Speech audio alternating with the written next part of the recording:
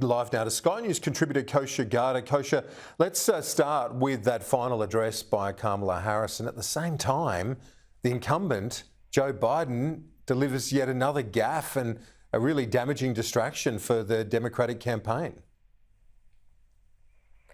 Yes, this is why they say a week is a lifetime in politics, and you can just see that between the story coming out of Madison Square Garden, on that issue of trash specifically, and then 24 hours later, this. It's also interesting because it sounds like every time Kamala Harris is giving a high-profile address or speech or interview somewhere, this has now happened, I think, the third time, where the president has spoken either at the same time or in short order, and that's just interesting because it sucks the oxygen out of the room in terms of Kamala's headlines and all of that generating. So probably not helpful.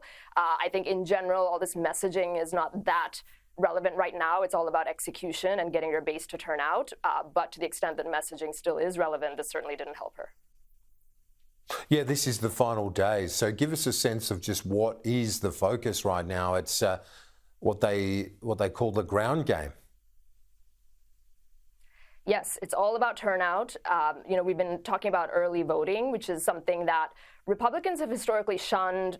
They don't trust it. They've had this long preference for on election day in-person voting. And while they still share that preference, there's a huge difference that we're seeing this year, where the strategy has been to really ramp up that ground game and get Republican voters to turn out early, in person or via mail.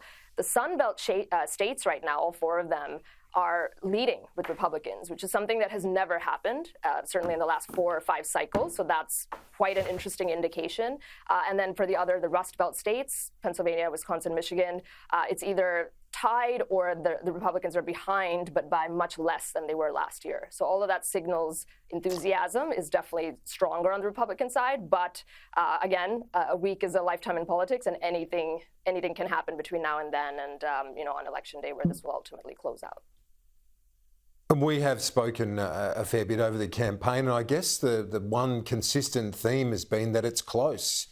Do you maintain that now as we are 1 week out?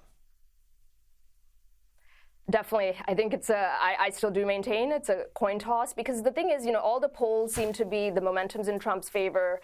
Early voting is in his favor, as I just mentioned. The betting markets are strongly in his favor.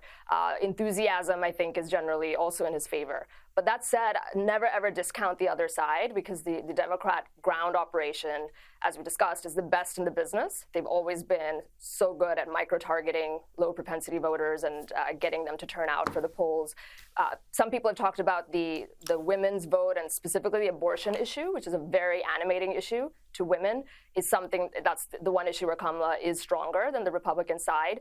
And as of now, women are voting at a higher clip than men as well. So those are things that favor Kamala, and that's why I think it's still very much a 50-50 toss-up, even though the momentum seems to be on the Republican side.